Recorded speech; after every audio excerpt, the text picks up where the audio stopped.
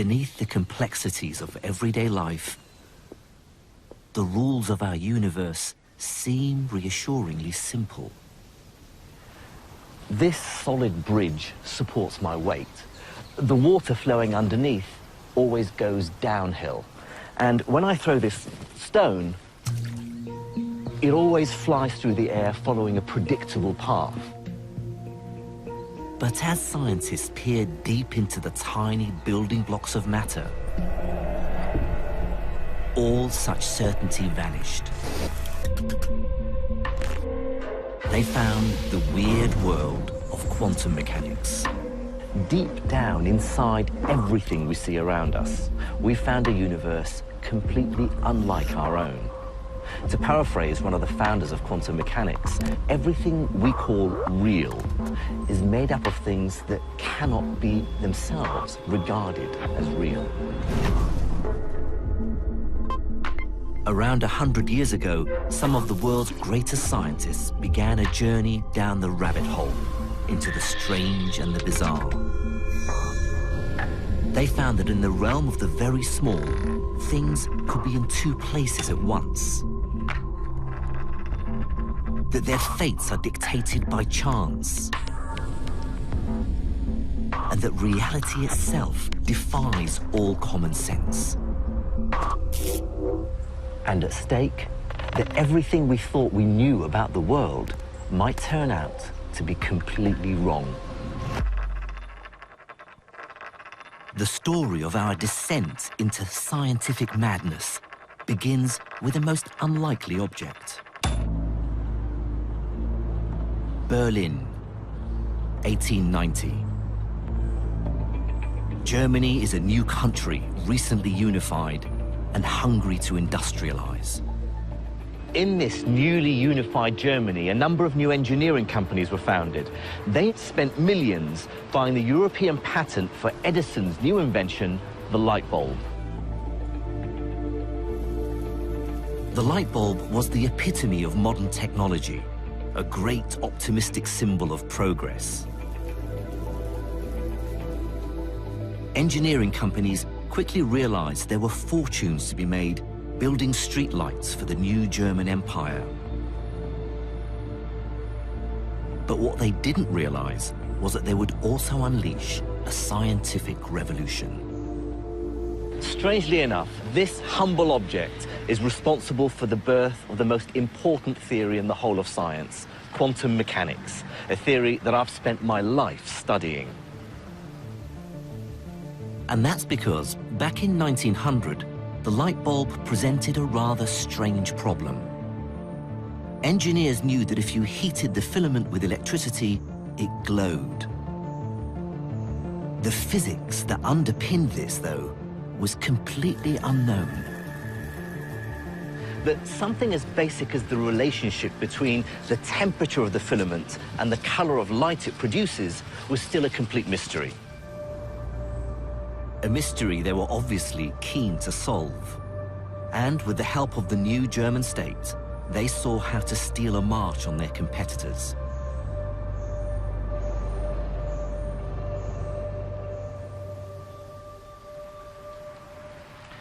In 1887, the German government invested millions in a new technical research institute here in Berlin, the Physikalisch-Technische Reichsanstalt, or PTR.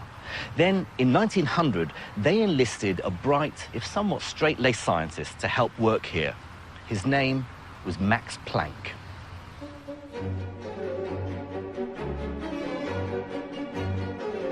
Planck took on a deceptively simple problem: why the color of the light changes as the filament gets hotter. To get a sense of the puzzle facing Planck, I'm going to ride this bicycle with an old-fashioned lamp powered by an old-fashioned dynamo.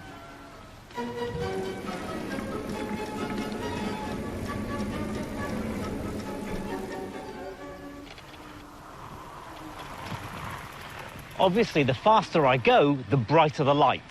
The more I pedal, the more electricity the dynamo produces, the hotter the filament in the lamp, and the brighter the light. But the light the bulb makes isn't just getting brighter. it's changing color too.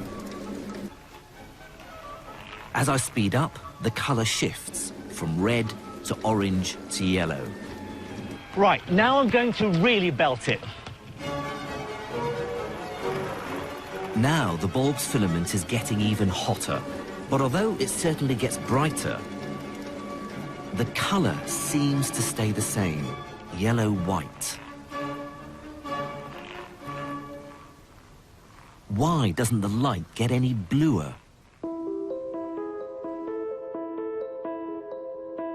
To investigate, Planck and his colleagues built this, a black body radiator. It's a special tube they could heat to a very precise temperature and a way to measure the color or frequency of the light it produced.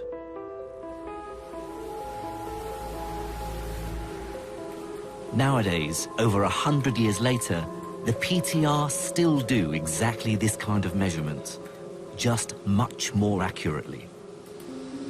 The temperature inside here is 841 degrees centigrade. I can feel the heat coming off, and it's glowing with a lovely orangey red color.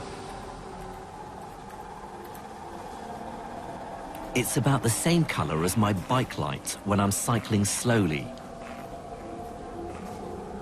But I want to see something hotter still. The temperature inside here is about 2,000 degrees centigrade.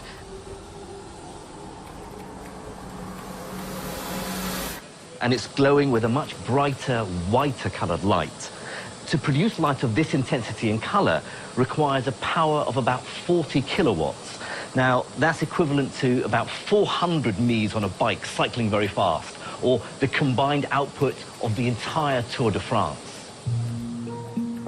Although the light is whiter, it's red-white. There's very little blue. Why is blue so much harder to make than red? And further up the spectrum, beyond blue, the so-called ultraviolet is hardly produced at all, even when we look at things as hot as the sun. Even the sun, at a temperature of 5,500 degrees centigrade, produces mostly white visible light and makes remarkably little ultraviolet light given how hot it is. Why is this? Why is ultraviolet light so hard to make? This remarkable failure of common sense so perplexed scientists of the late 19th century that they gave it a very dramatic name. They called it the ultraviolet catastrophe. Planck took a crucial first step to solving this. He found the precise mathematical link between the color of light, its frequency, and its energy. But he didn't understand the connection. However, it was another weird anomaly that would really put the cat amongst the pigeons. In the late 19th century, scientists were studying the then newly discovered radio waves and how they were transmitted. And to do that, they were building experimental rigs very similar to this one. Basically, by spinning this disc, they could generate huge voltages that caused sparks to jump across the gap between the two metal spheres. But in doing so, they discovered something very unexpected to do with light. They found that by shining a powerful light source on the spheres, they could make the sparks jump across more easily. This suggested a mysterious and unexplained connection between light and electricity.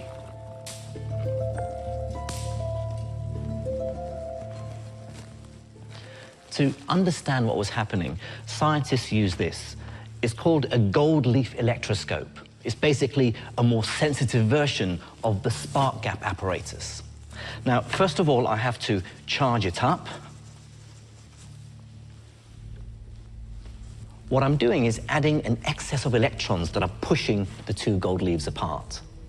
Now, first I take red light and shine it on the metal surface, and nothing happens. Even if I increase the brightness of the light, still the gold leaves aren't affected. Now I'll try this special blue light, rich in ultraviolet. Immediately, the gold leaves collapse.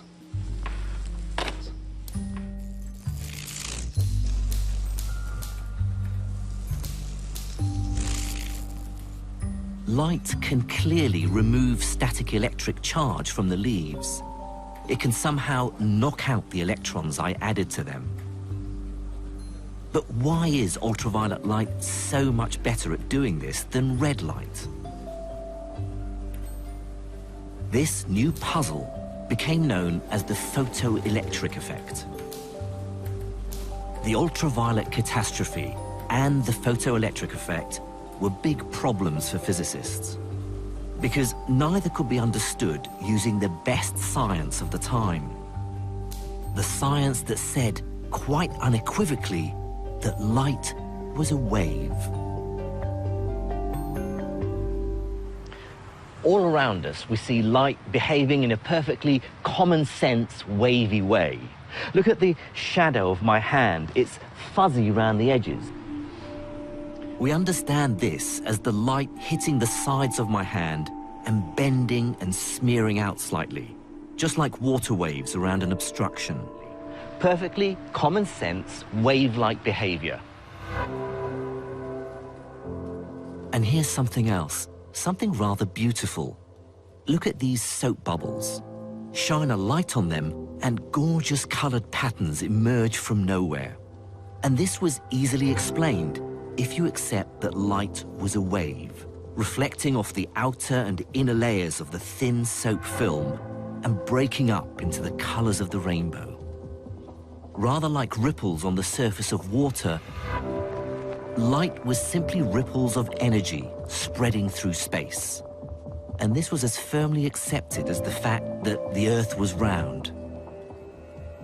But although this wave theory worked perfectly well for shadows and bubbles, when it came to the ultraviolet catastrophe and the photoelectric effect, the wheels started coming off.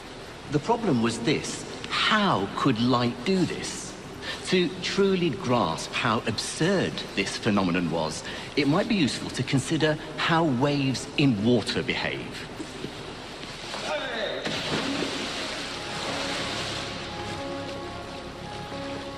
This is the wave tank at the RNLI's headquarters in Dorset.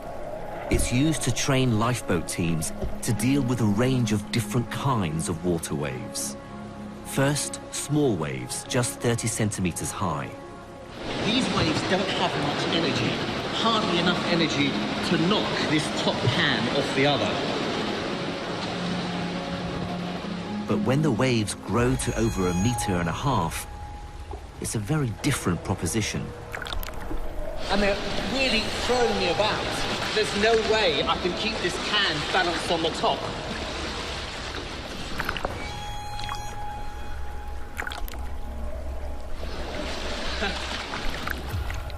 It's clear what water waves are telling us. Bigger, more intense waves have more power. They easily knock me and the cans around.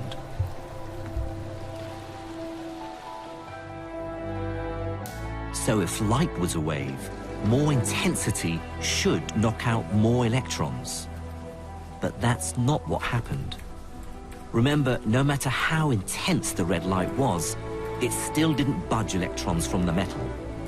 But weirdly, weak ultraviolet worked within seconds. So thinking of light as a wave just wasn't adding up. To resolve this, someone needed to think the unthinkable. And in 1905, someone did. You may well have heard of him. His name was Albert Einstein.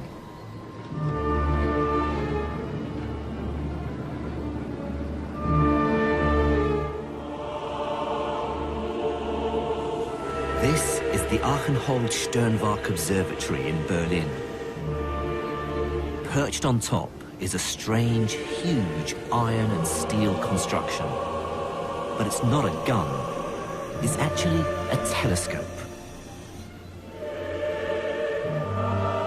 Built in 1896, the telescope was one of the largest of its kind in the world and made the observatory the go-to place to engage and astound the public in new science. Albert Einstein gave a very famous public lecture here on his theory of relativity, which is, of course, what he's most famous for. But it's not the work that won him the Nobel Prize.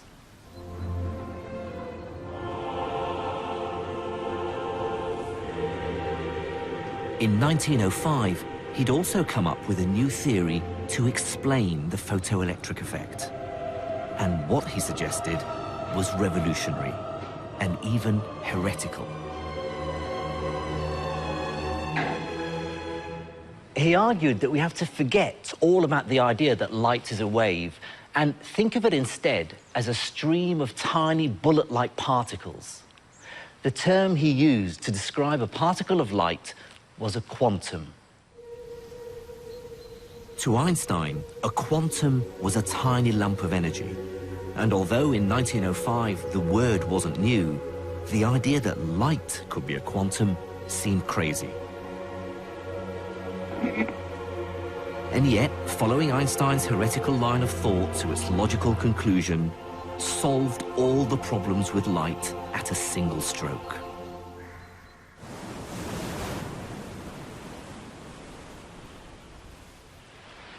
I'll try to explain how this helps using a rough analogy. Of course, like all analogies, it's far from perfect, but hopefully it'll give you a sense of the physics to help you understand why thinking of light as a stream of particles solves the mystery of the photoelectric effect. In this analogy, these red balls represent Einstein's light quanta. And those cans over there are the electricity held in the metal. Now, in the original experiment, they made electricity flow from the surface of the metal by shining light on it. In my analogy, I'm going to try and knock those tin cans over using these red balls.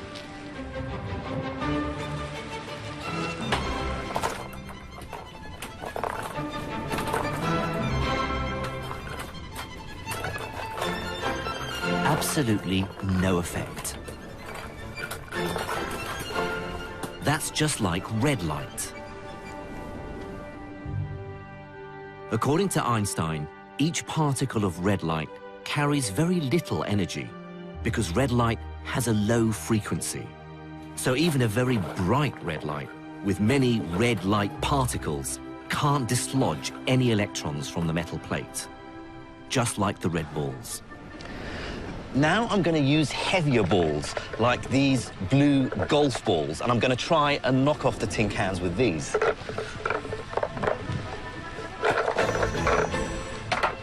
They're like the ultraviolet light in the experiment. Now, each individual light particle carries more energy because ultraviolet light is higher frequency.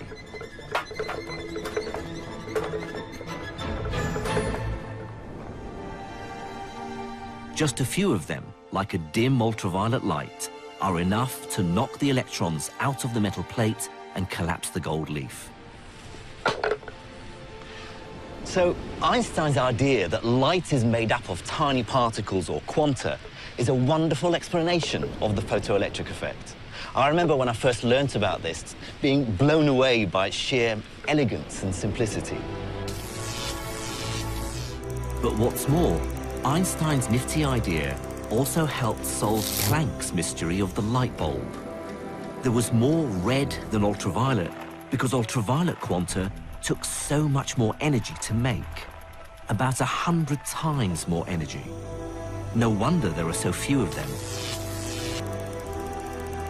That moment at the beginning of the 20th century signaled a genuine revolution because it demonstrated that the kind of physical science that people were doing right back to Newton and Laplace and people like that, that you needed a completely new approach.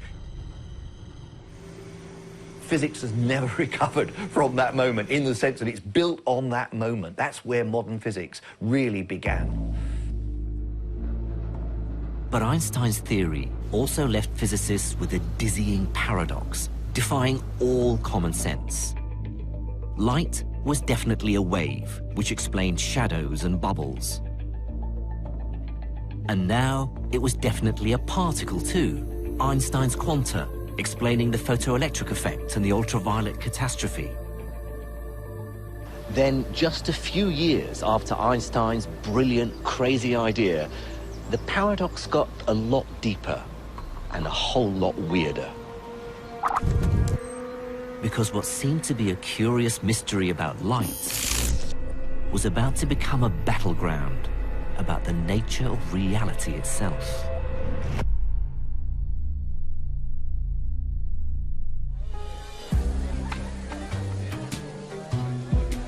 In 1922, the Western world is in the grip of a revolution, a cultural revolution.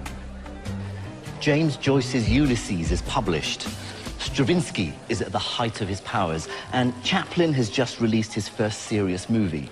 The Ottoman Empire collapses. Europe is still recovering from the war to end all wars in which millions of men lost their lives. Russia is newly communist. Meanwhile, America is exporting jazz to the world. Thank you.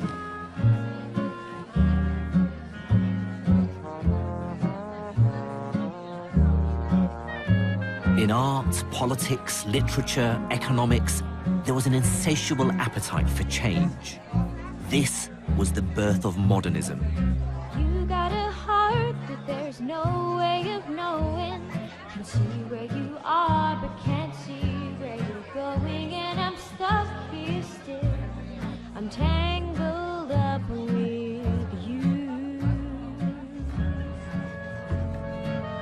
This whole world can be so uncertain. But, and I might get into trouble for saying this, I would argue that the upheaval that took place in physics at this time would eclipse them all and have far longer-lasting consequences. It had begun with the discovery of the weird and contradictory wave-particle nature of light. It ended up as an epic battle fought between the greatest minds in science for the highest possible stakes, the nature of reality itself. I know I deserve you, I know you're my savior, but when I observe you, you change your behavior. So On one side, a new wave of modernist revolutionary scientists and their leader, the brilliant Danish physicist, Niels Bohr. On the other side, the voice of reason, Albert Einstein, at the height of his powers and now world famous, a formidable adversary.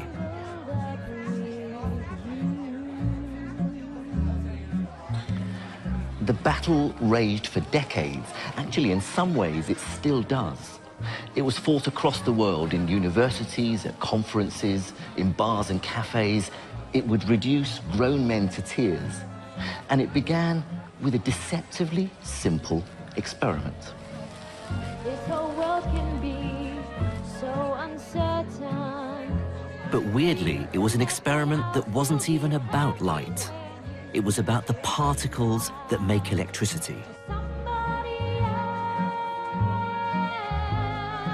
will I. In the mid-1920s, an experiment was carried out at Bell Laboratories in New Jersey in America, which uncovered something entirely unexpected about electrons. Now, at the time, it was accepted without question that electrons were these tiny lumps of matter, small but solid particles like miniature billiard balls. In the experiment, they fired a beam of electrons at a crystal and watched how they scattered. Now, that's entirely equivalent to taking a beam of electrons, say, from an electron gun, and firing it at a screen with two slits in it, so that the electrons pass through the slits and hit another screen at the back. What the Bell scientists found shocked the physics world to the core. To understand why, consider a similar experiment with water waves. I've set up a simple experiment.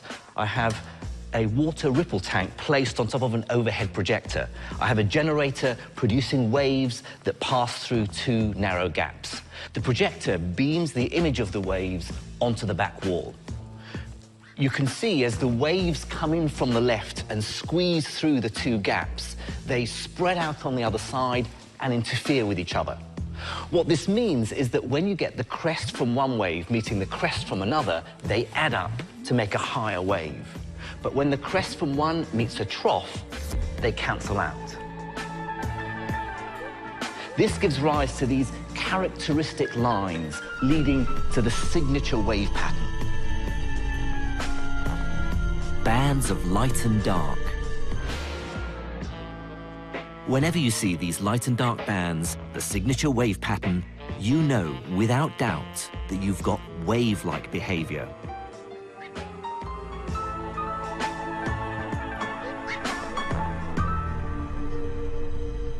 So, guess what they saw in New Jersey? Now it seemed that firing electrons, tiny solid particles, through the two gaps produced exactly the same kind of pattern, bands of light and dark. First, light, for a long time believed to be a wave, was found to sometimes behave like particles. And now electrons, for a long time believed to be particles, were behaving like waves. But it was actually stranger than that. The wave pattern wasn't merely some result of the entire beam of electrons. More recently, this experiment has been repeated in labs around the world by firing one electron at a time through the slits onto the screen. At first, each electron seems to land randomly on the screen. But gradually, a pattern forms. The signature wave pattern. Let me be quite clear about just how weird this is. Remember from the wave tank experiment where the signature wave pattern only exists because each wave passes through both slits and then its two pieces interfere with each other. But here, every individual electron, each single particle, is passing alone through the slits before it hits the screen. And yet, each single electron is still contributing to the signature wave pattern. Each electron has to be behaving like a wave.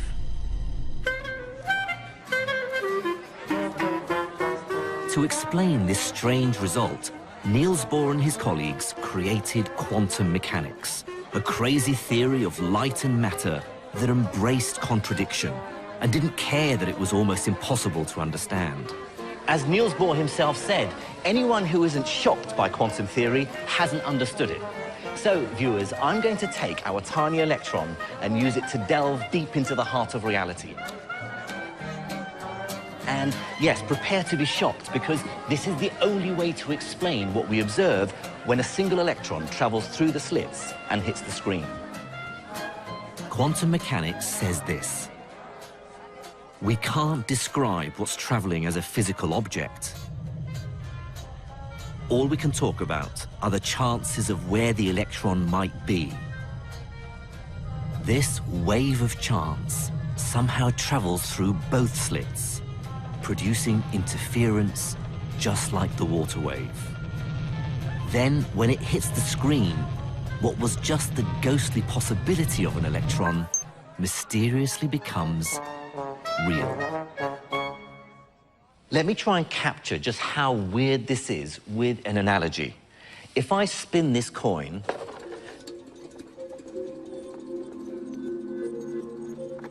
then all the time it's spinning, it's a blur. I can't tell if it's heads or tails. But if I stop it, I force it to decide, and it's heads. So before, it was sort of not heads or tails, but a mixture of both. But as soon as I've stopped it, I've forced it to make up its mind. This is what Bohr and his supporters claimed was happening with our electrons. In a sense, as it spins, the coin is both heads and tails. Similarly, the electron's wave of chance passes through both slits, two paths at the same time. Our coin then stops at heads. The ethereal wave of probability hits the screen and only then becomes a particle. The quantum world was unlike anything ever seen before. It's hard to overstate just how crazy this is. Bohr was effectively claiming that one can never know where the electron actually is at all until you measure it. And it's not just that you don't know where the electron is. It's weirdly as though the electron itself is everywhere at once. bear in mind that electrons are among the commonest and most basic building blocks of reality. And yet, here's Bohr saying that only by looking do we actually conjure their position into existence. It's like there's a curtain between us and the quantum world, and behind it, there is no solid reality, just the potential for reality. Things only become real when we pull back the curtain and look. And this view, ladies and gentlemen, became known as the Copenhagen interpretation.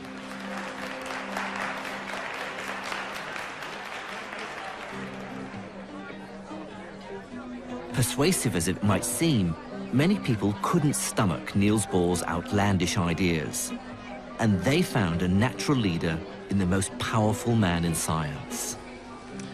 Albert Einstein hated this interpretation with every fiber of his being. He famously said, "Does the moon cease to exist when I don't look at it?" He was very unhappy because it gave limits to knowledge that he didn't think should be final. He thought there should be a better underlying theory. Over the next 10 years, Einstein and Bohr would argue passionately about whether quantum mechanics meant giving up on reality or not. Then, with two other scientists, Nathan Rosen and Boris Podolsky, Einstein thought they'd found a way to win the argument.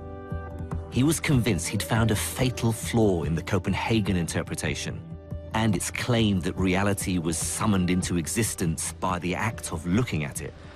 At the heart of Einstein's argument was an aspect of quantum mechanics called entanglement. Now, entanglement is this special, incredibly close relationship between a pair of quantum particles whose fates are intertwined. For example, if they were created in the same event.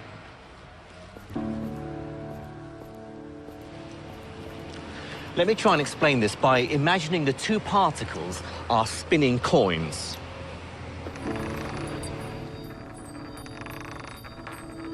Imagine these coins are two electrons, created from the same event and then moved apart from each other.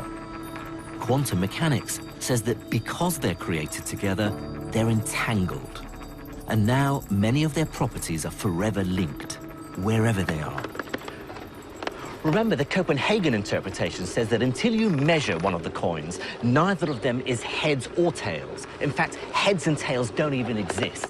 And here's where entanglement makes this weird situation even weirder. When we stop the first coin and it becomes heads, because the coins are linked through entanglement, the second coin will simultaneously become tails. And here's the crucial thing. I can't predict what the outcome of my measurement will be, only that they will always be opposite. Einstein seized on this, because it meant that something was happening between the two coins that was almost too crazy to imagine. It's as if the two coins are secretly communicating instantaneously across space and time, even if the first coin was on Earth and the other was on Pluto. Einstein refused to believe this instantaneous, faster-than-light communication. His theory of relativity said that nothing could travel that fast, not even information. So how could one coin instantaneously know how the other would land? He disparagingly called it spooky action at a distance and claimed it was a fatal flaw in the Copenhagen interpretation. What's more, he had a better idea. Einstein believed there was a simpler interpretation, that somehow the destiny of the two coins, whether or not they ended up heads or tails, was already fixed long before we observed them. He said that although it seemed the coin was deciding to be, say, heads at the moment of observation, actually that decision was taken long before. It was just hidden from us. In Einstein's mind, quantum particles were nothing like spinning coins. They were more like, say, a pair of gloves, left and right, separated into boxes. We don't know which box contains which glove until we open one. But when we do, and find, say, a right-handed glove, then immediately we know that the other box contains the left-handed glove. But crucially, this requires no spooky action at a distance. Neither glove has been altered by the act of observation. Both of them were either left or right-handed glove from the beginning, and the only thing that has changed is our knowledge. So, which is the true description of reality? Bohr's coins, which only become real when we look at them, and then magically communicate to each other? Or Einstein's gloves, which are hidden from us, but are definitely left or right from the beginning? In other words, is there an objective reality, as Einstein believed, or not, as Bohr maintained? In the late 1930s, as the world plunged into war, there was no way to answer this question. The battle to understand the nature of reality was deadlocked.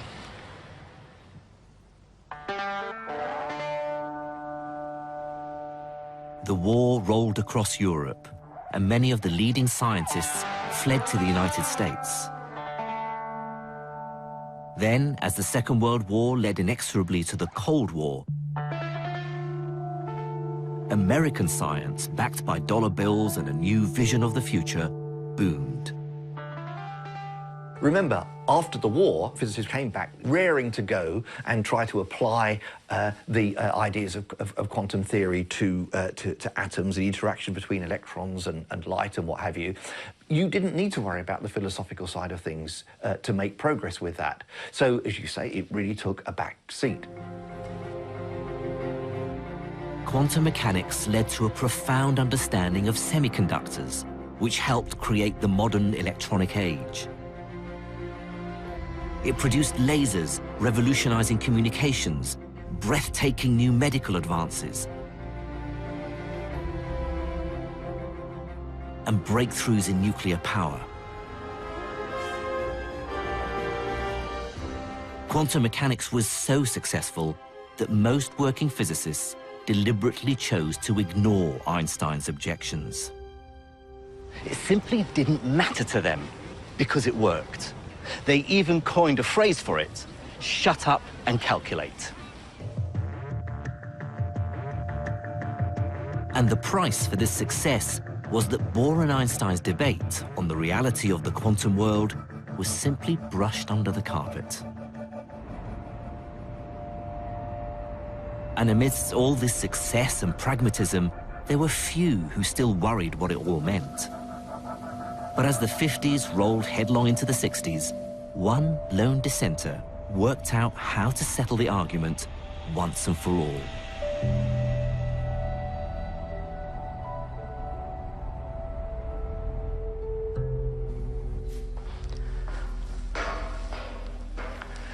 John Bell, I think it's fair to say, isn't well known to the general public. But to physicists like me, he's, well, a hero. He was an original thinker with real courage in his convictions, and the story of his rise to become one of the greats of physics is made even more remarkable when you consider how he started. He was born in Belfast in the 1920s into a poor working-class family. His father was a horse dealer, and they really struggled to get him into Queen's University, Belfast, to study physics. In fact, he was the only one in his family to even finish school. This, I believe, made him insatiably curious, fiery, and stubborn.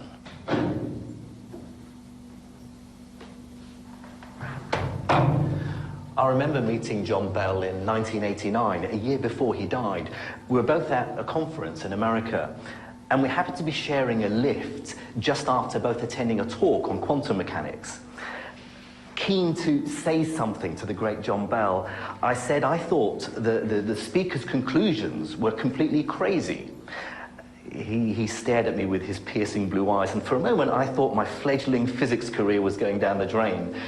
But as the lift doors opened and he was about to leave, he said, "Yes, I completely agree with you. Haven't they heard of the helium problem?"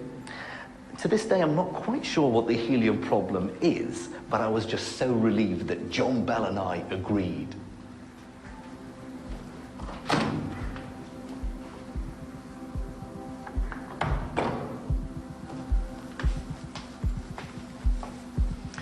For many years, he worked here at Britain's Atomic Energy Research Centre at Harwell, who built this early experimental nuclear reactor called Dido.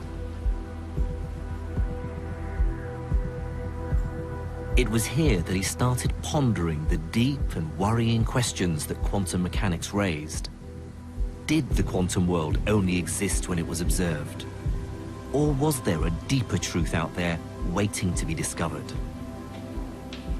In fact, he was so troubled, he began to wonder if there was a problem at the heart of quantum mechanics. He famously said, "I hesitate to think it might be wrong, but I know it is rotten." And so in the early 1960s, Bell decided to try and resolve the crisis at the heart of quantum physics. It was an epic challenge. After all, how do you check if something is real, if something is or isn't there, all without looking? How do you look behind the curtain without pulling it open? But John Bell came up with a brilliant way of doing exactly that. I think this is one of the most ingenious ideas in the whole of physics. It's certainly one of the most difficult to understand and explain, but I'm going to try and have a go, and yes, I'm afraid I'm going to use another analogy. This time, I'm going to play a game of cards, but it's one for the highest possible stakes, the nature of reality itself.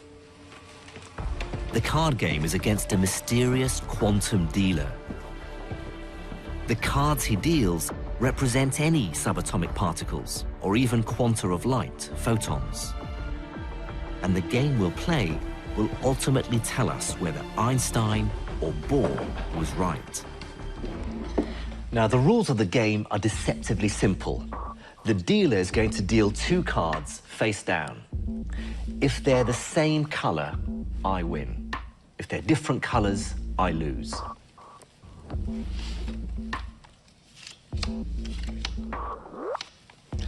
So, I have a red, so I need another red to win. It's black, I lose. Again, opposite colors, I've lost both those.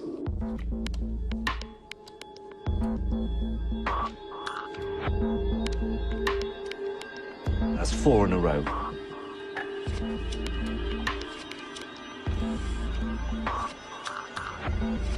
That's 6 pairs in a row that I've lost. Okay, I think I know what the dealer's doing here. Clearly, the deck has been rigged in advance so that every pair come out as opposite colors. But there's a simple way to catch the dealer out. So what we can do now is change the rules of the game. This time, if they are the opposite color, I win.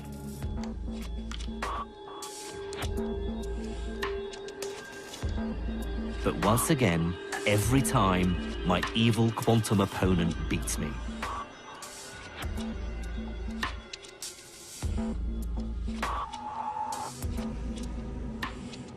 But again, I can see what the crafty dealer could have done.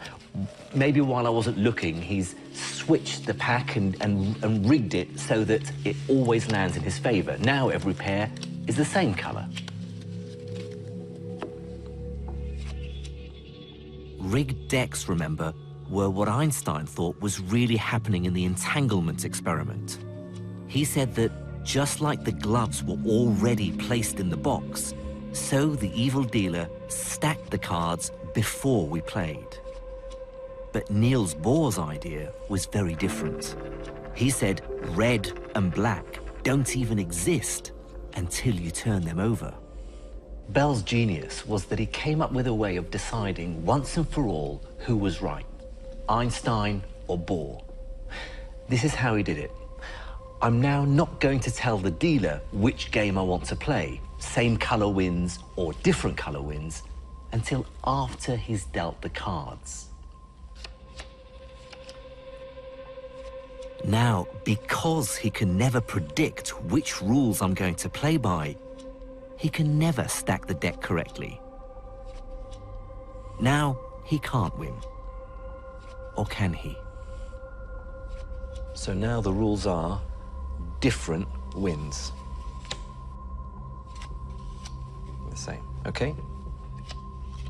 Same color wins. This gets to the very heart of Bell's idea. If we now start playing and I win as many as I lose, then Einstein was right. The dealer is just a trickster with a gift for sleight of hand. Reality may be tricky, but it does have an objective existence. But what if I lose? Well, then I'm forced to admit that there is no sensible explanation. Each card must be sending secret signals to the other across space and time in defiance of everything we know. I'm forced to accept that at the fundamental quantum level, reality is truly unknowable.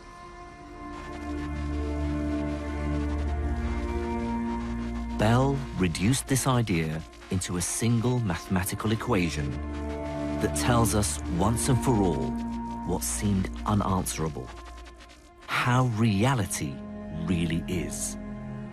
John Bell published his idea in 1964, and the extraordinary thing is, at the time, the entire physics community ignored him. Total radio silence. It seems the world simply wasn't ready. Perhaps it was because his equation seemed untestable, or just because nobody thought it was worth investigating. But that was about to change. And the change would come from a very unexpected place.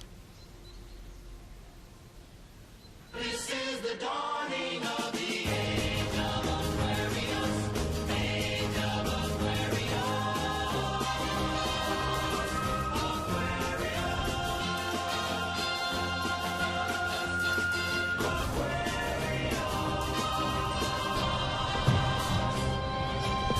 America was in crisis over Vietnam, Watergate, feminism, the Black Panthers.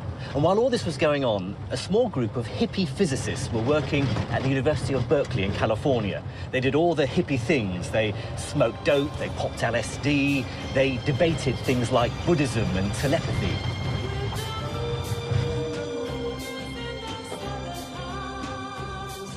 And they loved quantum mechanics.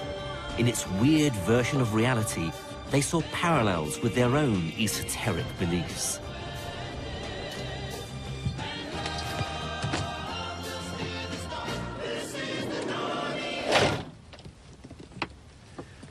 Their hippie New Age-style physics also caught the attention of the public, who read their crazy hippie books that mixed quantum mechanics with Eastern mysticism. Books like The Tao of Physics, The Dancing Wooly Masters, and my personal favorite, Space, Time and Beyond, Towards an Explanation of the Unexplainable. But more importantly for our story, the story of quantum mechanics, these hippie physicists also turned their attention to Einstein's now famous thought experiment and what it told us about the nature of reality.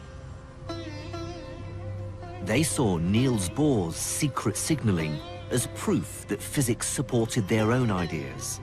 Because if two particles could spookily communicate across space, then ESP, telepathy, and clairvoyance were probably true as well. If only they could prove it really existed. Then, in 1972, they realized that with a bit of mathematical sleight of hand, they could take Bell's equation and experimentally test it. One of their group, John Clauser, borrowed some equipment from the lab he was working in and set up the first genuine and ultimate test of quantum mechanics. This is a picture of that first experiment, built of leftovers and stolen equipment.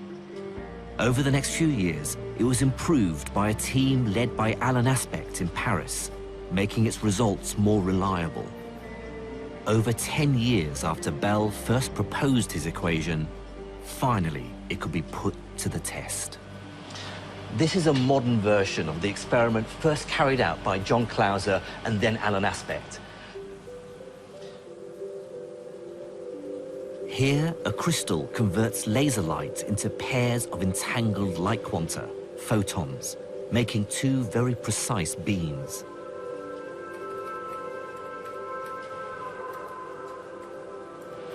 These photons are passed round and bent back again until they pass through these detectors. The two photons are like the two cards the evil dealer places in front of me. We'll measure a property of the photons called polarization, which is equivalent to the color of the playing cards in my game. So, for instance, winning with two matching red cards might be the same as two photons with matching polarization. But because this is quantum mechanics, it's more complicated than my simple card game. And these dials here allow me to measure a second property of the photons as well. Now, that's equivalent to me not only trying to guess the color of the face of the cards, but also trying to guess the color of the back of the cards. Okay, so we're now going to switch on the laser and start the experiment.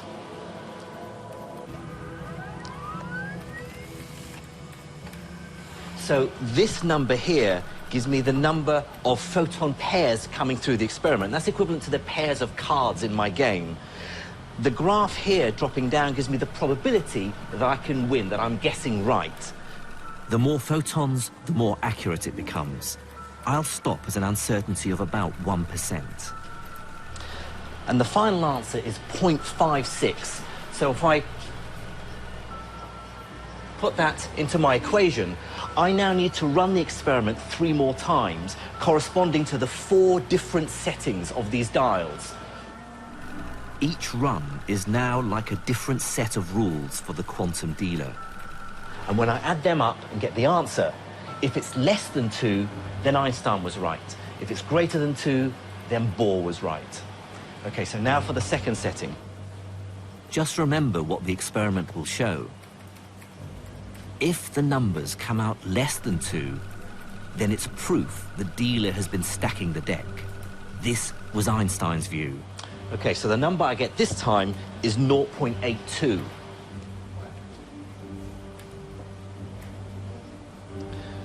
Now reset for run 3. But if the result is greater than 2, then the deck cannot be stacked, and something else is at work. Okay, so the run 3 result is minus 0.59. And finally, run 4. This last number will finally reveal if the world follows common sense or something much more bizarre. Okay, so our final result is in, and it's 0.56. So if we turn the laser off... Right, I better just work out the answer.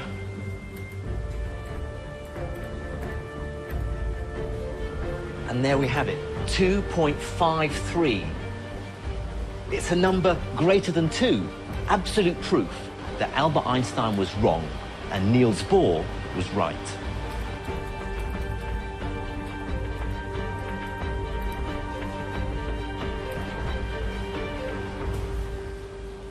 The significance of this result is simply enormous. Just remember what it means. Einstein's version of reality cannot be true. No amount of clever jiggery-pokery with our experiment can cheat nature. The two entangled photons' properties couldn't have been set from the beginning, but are summoned into existence only when we measure them. Something strange is linking them across space. Something we can't explain or even imagine other than by using mathematics. And weirder, photons do only become real when we observe them. In some strange sense, it really does suggest the moon doesn't exist when we're not looking. It truly defies common sense.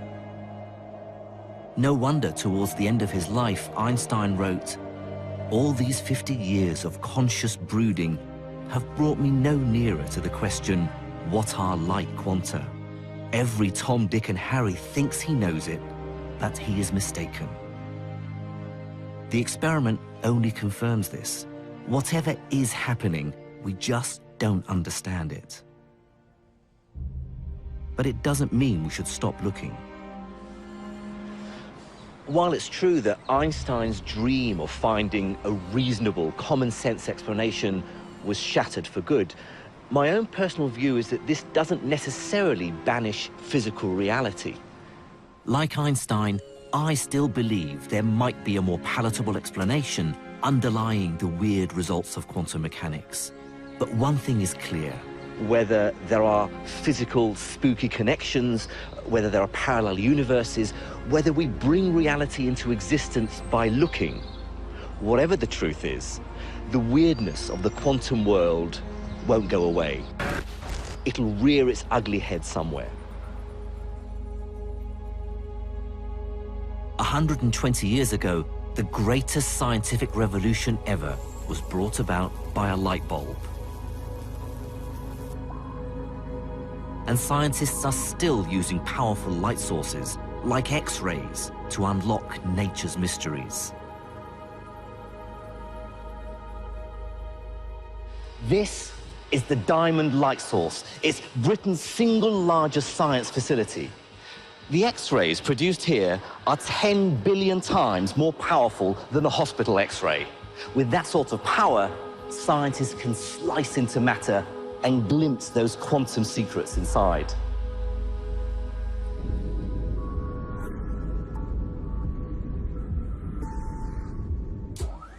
Researchers here are using this powerful light beam to investigate new materials, which may have the potential to bring about an electronics breakthrough as great as any before.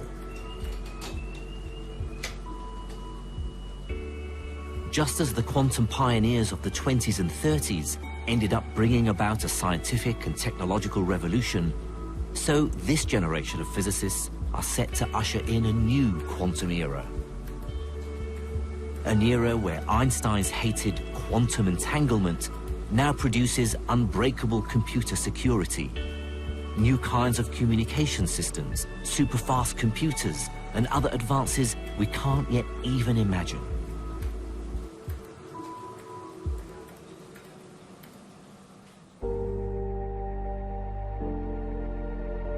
And this is why quantum mechanics thrills and frustrates me.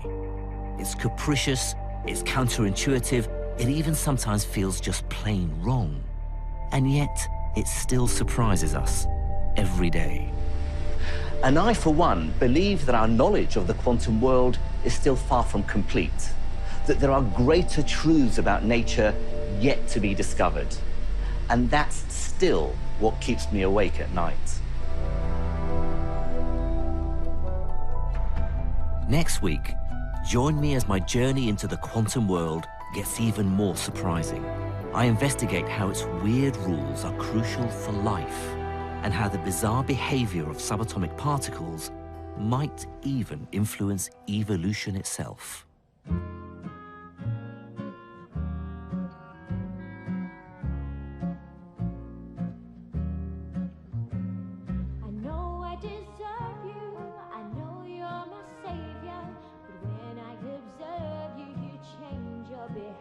So I'm stuck